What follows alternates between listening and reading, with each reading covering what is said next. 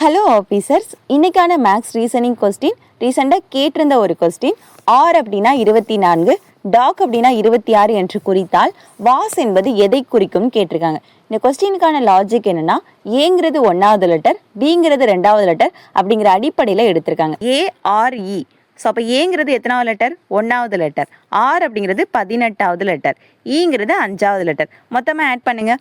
8 1 9, 9 5 14, மீதி 1 1 1 2. அப்போ R 24ங்கிறது correct. அடுத்து பாருங்கள், டாக். டிங்கிறது 4வது லெட்டர், ஓங்கிறது 15வது லெட்டர், ஜிங்கிறது 7வது லெட்டர்.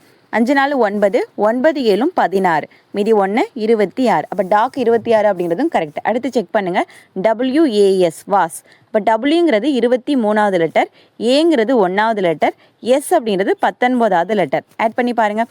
3 1 4, 4 9 13, மீதி 1 2 1 3 4.